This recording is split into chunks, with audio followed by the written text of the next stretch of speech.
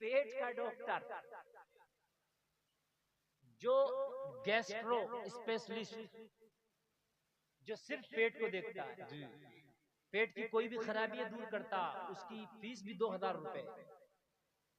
मैं एक बार उसके पास गया तो मैंने देखा कि मिट्टी के बर्तन में पानी पी रहा है।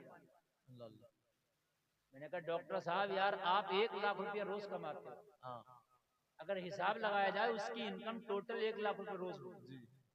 मैंने कहा आपका तो सोने का गिलास होना चाहिए यार, 1 लाख रुपया रोज जो कमाता हो तो मिट्टी का बर्तन देख के ताज्जुब ना होगा? होगा, सोने का होना चाहिए था। कहने लगा मौलाना बड़े तेज आदमी हो यार, मेरे मिट्टी के गिलास पे भी आपने, बर्तन पे भी आपने नजर डाल दिया। मैंने कहा यार पूछने की तो बात है भाई, आप इतने बड़े हो, 1 मिनट का आपको 2000 रुपया आदमी दे के चला जाता, कुछ तो खासियत है आपके अंदर। कहने लगा मौलाना मेरी तो बर्तन खाने का भी मिट्टी का है, मेरी तो हांडी भी मिट्टी की है, जिसमें पकता वो भी मिट्टी का, जिसमें खाता हूँ वो प्लेट भी मिट्टी का, जिसमें पीता हूँ वो बेला भी मिट्टी का। मैंने कहा क्यों? कहने लगा बेवकूफ थोड़ी हो, ऐसे ही ना थोड़ी मुझे 1 मिनट का 2000 रुपया दे के जाते हैं, रिसर्च किया हूँ। मैंने कहा क्या रिसर्च की हो? बोले मिट्टी के बर्तन में खाने से गैस नहीं होता। माशाअल्लाह माशाअल्लाह, वाह वाह वाह वाह। मिट्टी का बर्तन बीमारियों को ले जाता है। मैंने कहा कैसे? बताएं आप कैसे? जो दुनिया की साइंस आज तरक्की कर रही है वो 1400 साल पहले तेरे नबी ने रिसर्च करके छोड़ दिया। अरे वाह, जोर से कह दो यार सुभान अल्लाह सुभान अल्लाह। अब खाली नाच सुन के जाओगे तो क्या बता? कुछ नहीं, खाली क्या मिलेगा? हक है, क्या मिलेगा बता? कुछ नहीं कुछ नहीं। तो मैं नाच का मुखालिफ नहीं हूँ जी, मगर इस बात का मुखालिफ हूँ नाच सुन के भाग गए, इस बात का मैं मुखालिफ हूँ। ये बातें बताना भी जरूरी है। मैंने कहा ये बताया यार कैसे ये मर्द को खा जाता है? कहने लगा मौलाना जी सुन, मैं रिसर्च किया हूँ, रिसर्च सेंटर का पढ़ा हूँ। अच्छा मैंने क्या रिसर्च की? कहने लगे जो खाना आजकल ज्यादातर 90% खाना गैस पे बनता है। गैस चूल्हे हैं क्या नहीं आपके यहाँ? अरे है क्या नहीं है? कहने लगे जो चूल्हे में खाना बनता था पहले जमाने में, वो चूल्हे का जो टेम्परेचर होता वो होता 90 तकरीबन, कितना 90-100 के आसपास कितना होता है टेम्परेचर? और जो गैस सिलेंडर पे खाना बनता है उसका टेम्परेचर होता 1900। कहने लगा जो खाना गैस पे बनता है वो खाना तकरीबन 30% जलता है, दिखता नहीं मगर जला होता है। और उस खाने को जब खाते हैं तो पेट में जलन होती है। जला खा जलन होगी, गैस बनेगा, आंतों को चिपकेगा, लीवर फैटी होगा। लेकिन जब उसी गैस पे मिट्टी की हांडी को रख देते हैं तो वो 1900 टेम्परेचर को कम करके सीधा 200-300 पे ले आता है। मिट्टी का तला मोटा है ना, इतनी जल्दी मिट्टी के तले में भदक नहीं आएगा, उफान नहीं आएगा जितना इसमें आ जाता है तुम्हारे इसमें एल्युमिनियम वाले में। तो मिट्टी में पकाएंगे तो जलने से बचेगा। मैंने कहा ये रिसर्च तुमने की है? कहने लगे हाँ मैंने रिसर्च की है। मैंने कहा डॉक्टर साहब तुमने आज की है, ये किसी के बाप का तरीका नहीं, मिट्टी के बर्तन में खाना मदीने वाले मोहम्मद रसूलुल्लाह का तरीका। माशाअल्लाह माशाअल्लाह, सुभान अल्लाह। मैंने कहा पढ़ना आप मेरी नबी की जीवनी को। मैंने कहा आप चाहो तो सोने के बर्तन में खा सकते हो, ऐसे मेरा नबी चाहता तो सोना चांदी के बर्तन में खाता। मेरा नबी पहाड़ों को हुक्म दे देता तो सोना चांदी के बन के मेरे नबी के घर में आ जाते, मगर मेरे मुस्तफा ने मिट्टी के बर्तन में खाया। मिट्टी के बर्तन में खाना सुन्नत है, मेरे नबी ने रिसर्च कर लिया खा। तो 1400 साल के बाद भी अगर मिट्टी को इस्तेमाल किया जाएगा तो बीमारी से महफूज रहोगे।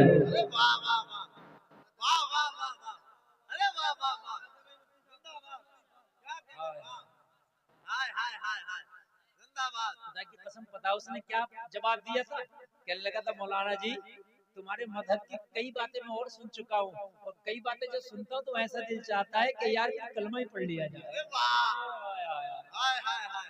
अरे जरा गौर करे यार, ये रिसर्च सेंटर का बहुत बड़ा पढ़ा लिखा काबिल कह रहा है। और जलसे में आने वालों, किस दुनिया की बात करते हो तुम यार? आइडियल वो बनाए बॉलीवुड और हॉलीवुड को, जिसका कोई आइडियल पेश बना हो। अरे तेरा आइडियल तो अमीना का लाल है ना, है ना, है ना? जा पूरे बॉलीवुड से पूछ लियो, जितने भी हीरो हीरोइन है ना, सबसे पूछ लियो कि ये बताओ पानी पीने का तरीका क्या है। जाओ अगर बता दे। ये पूछ लियो कि पैजामा पहनने का तरीका क्या है, बता दे। जी नहीं बता पाए। या पूछ लो अगर बता दे। नहीं बतला ना ना ना बता ही नहीं सकता। तेरे नबी ने बताया पजामा पहनने का तरीका तक बता दिया, अगर पहनो तो बैठ जाओ, दाहिना पैर डाल, फिर बायां पैर डाल, जूता पहनो तो दाहिने पैर में पहनो। यार इस्लाम जैसे इतनी बारीक बारीक चीजों को भी, सुरमा लगाओ तो दाहिनी आंख से शुरू करो, नाखून काटो तो कैसे शुरू करो, सो तो कैसे सो, सोने तक का तरीका। इन हीरो हीरोइन से पूछना, अच्छा बताओ सोने का तरीका क्या है, अगर ये बता दे जाओ, मैं गारंटी दे रहा हूँ अगर ये बतला दे। तेरे मुस्तफा ने बताया दाहिनी करवट लेके दाहिना हाथ सर के नीचे लगा लो और उल्टा हाथ बाएं पहलू पर रख लो और दाहिनी करवट पर सो जाओ। इंशाअल्लाह सुबह को फ्रेश उठोगे और तुमको टेंशन और परेशानी नहीं होगी। अच्छा, आज की डॉक्टर ये कहती है कि उल्टी करवट पर सोया जाए, उल्टे से, और नबी फरमाते हैं सीधी। डॉक्टर फेल है नबी के सामने। क्यों? अब नई रिसर्च डॉक्टर की आई है कि दाहिनी करवट पे सोना ही बेहतर है। माशाअल्लाह नई आ गई है। कहा क्यों? कहा हार्ट के पेशेंट वैसे ही बहुत हो रहे हैं, जब बंदा उल्टी करवट पे सोगा तो हार्ट लेफ्ट साइड में होता है, ये दब जाता है। अरे वाह जिंदाबाद, ये दब जा रहा है। अरे बाईं साइड में है क्या नहीं है दिल, और जब बाईं करवट पे सोगे तो ये दब जाता। वैसे ही आज 15-20% लोगों की ब्लॉकेज चल रहा है आज के खान पान से, यूरिया खा रहा है, तो इसे दबा के ना सो वरना दब जाओगे। इसलिए दाहिनी करवट पे सो ताकि ब्लॉकेज से महफूज रहो। मैंने कहा 1400 साल के बाद तुझे होश आया, मेरे नबी के कदमों पर कुर्बान हो जाए। ये रिसर्च 1400 साल पहले हो गया। माशाअल्लाह माशाअल्लाह, कह दो ना सुभान अल्लाह। सुभान अल्लाह। देखो अगर आप थके नहीं हो तो मैं बोलता रहूं, और आप थक गए तो मैं खत्म कर दूं। बताएं आप बोलें कि खत्म करें? माशाअल्लाह, अल्लाह सलामत रखे। देखो जो सुनने वाले मजबूत लोग हैं ना, वो बड़ी मजबूती से सुन रहे हैं, और जो जाने वाले थे वो चले गए। 1 घंटा तकरीर हमारी हो गई, अगर आप नहीं सुनेंगे तो हमारा तो 1 घंटा पूरा हो गया। अब बताइए आगे बढ़े, इजाजत है? तो मैं अभी तो तकरीर ऐसी सुनाऊंगा, खुदा की कसम गदगद ना हो जाओ तो कहना। आपको ऐसा मजा आएगा कि जब तक जियोगे ये तकरीर को इंशाअल्लाह याद रखो। माशाअल्लाह माशाअल्लाह। देसी घी छोड़कर डालडा में भाग रहा हो। अरे यार ये दुनिया वालों का तरीका डालडा है, रिफाइंड है। मोहम्मद रसूलुल्लाह का तरीका देसी घी। इसको छोड़ कर भाग रहा हूं, इसको छोड़ रहा हूं। छोड़ो, सो रहे सो, कोई ऐसा पड़ा मेंढकी की तरह से, तरीका ही नहीं पता उन्हें, हैं? तरीका ही नहीं पता इन्हें। हाँ। और सुनो, ध्यान से सुनना चाहिए।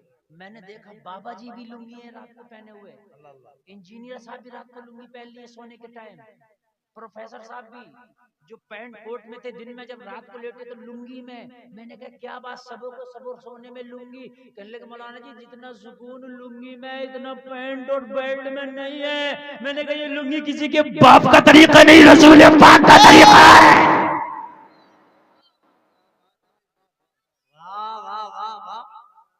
हमने कहा मेरे नबी का तरीका चाहे खुश होकर मानो या मजबूर होकर मानो, बेटा मानना पड़ेगा। तरीका ही ऐसा है, क्या पड़ेगा? मानना पड़ेगा, मानना पड़ेगा। अभी कुछ दिन पहले बड़े शो दिखाए लोगों ने, बड़ी शो में आ रहे थे, वो खा रहे, पार्टियां चल रही हैं, कुछ खड़े होकर खाना खा रहा, गधों की तरह, खच्चरों की, चला नहीं चला सब खाना। अब फिर आ रहे हैं वापसी में, फिर आ रहे हैं पीछे की तरफ। अब होटलों पे जाओ, जो हाई फाई होटल हैं, खाना क्या है? सरसों का साग,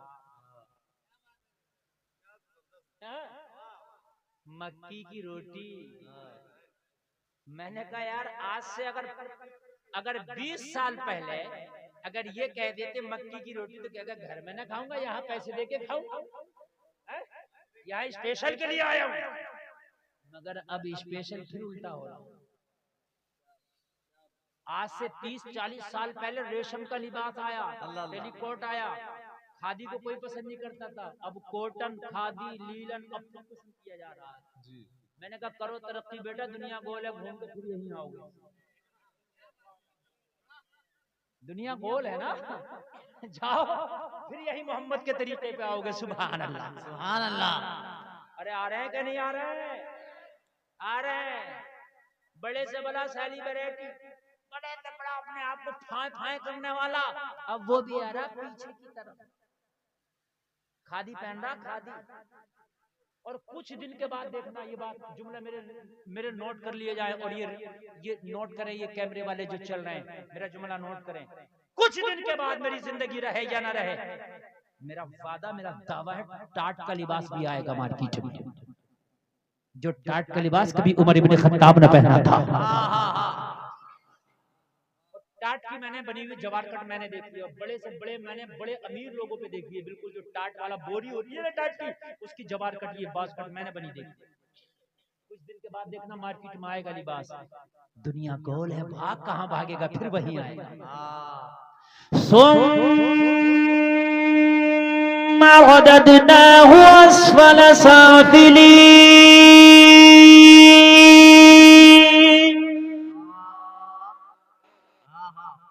फरमाता कर लो कितनी तरक्की, फिर तुम्हें फेर देंगे पीछे की तरफ, फिर फेरेंगे तुम्हें नीचे की तरफ लाएंगे।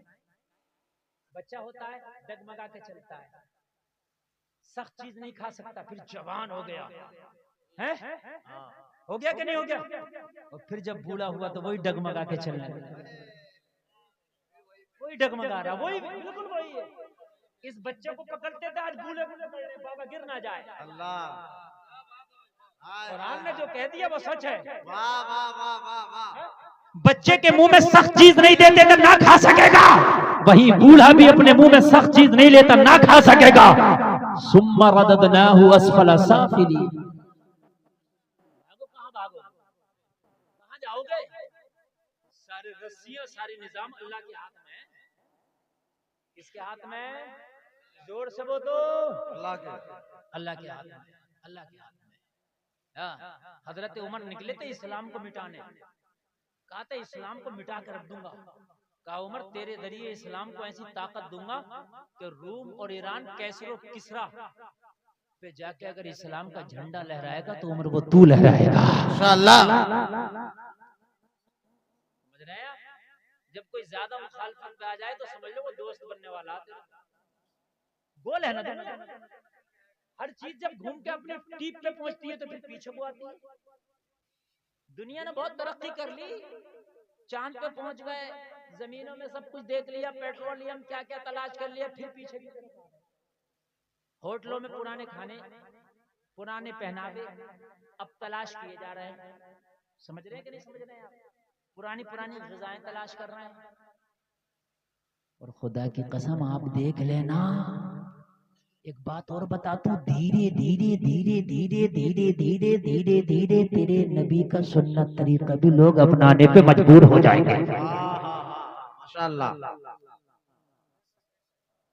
अभी मैं बता रहा हूँ, सुने जरा आप।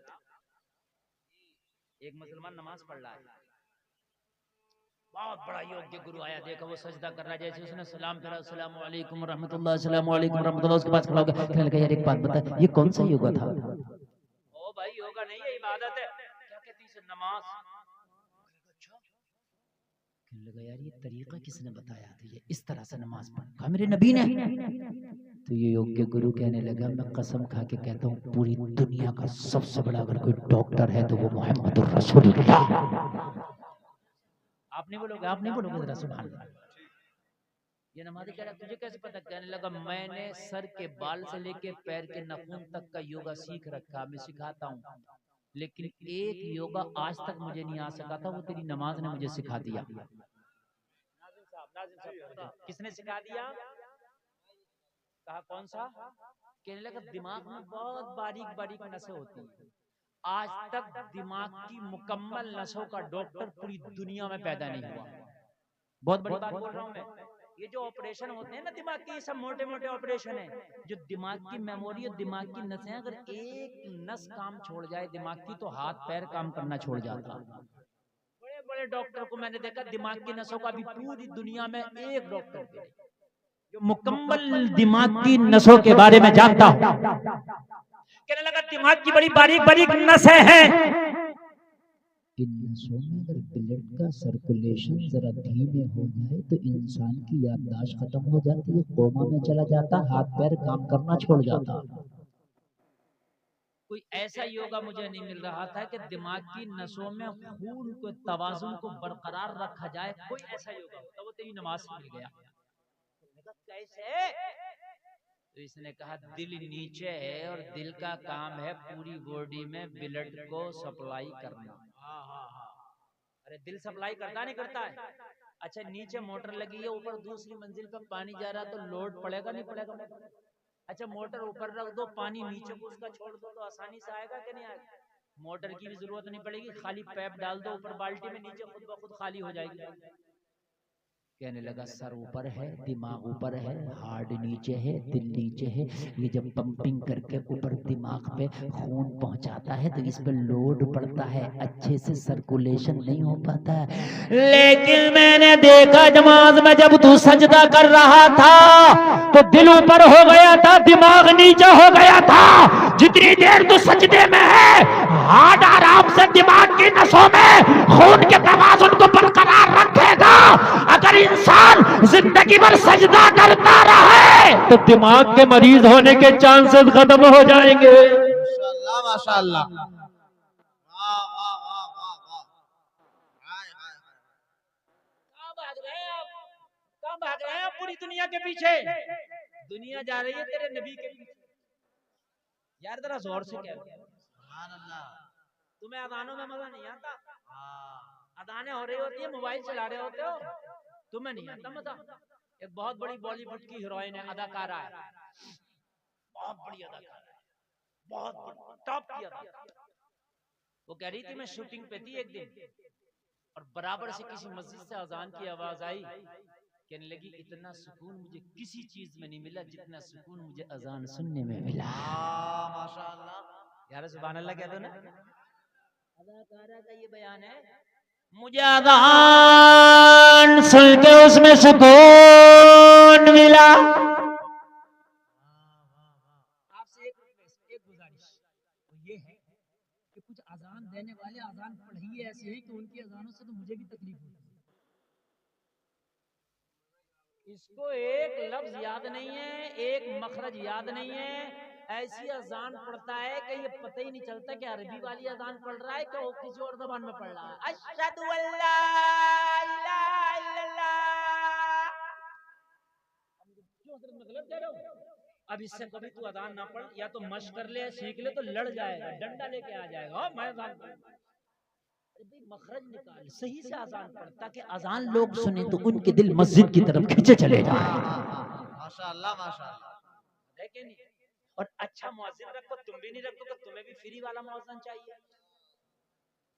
और उसमें नचनिया और कव्वाली और मुकाबला तो करा लोगे आप कई कई लाख का, मगर मुअज्जिन को नहीं दे सकते आप 10,000 रुपया, क्योंकि जो अच्छा मुअज्जिन आएगा मशाक होगा, कवाइद की रियायत करेगा, सही तरीके से अजान पढ़ेगा, जिसकी अजान सुन करके मस्जिद की तरफ दिल खींचा चला जाए, ऐसा मुअज्जिन पैसों से मिलेगा। तुम्हें चाहिए फ्री वाला। फ्री वाले तो एक गांव के खांसते हुए कक्का ही आएंगे, ताऊ आएंगे, ये दद्दा ही आएंगे।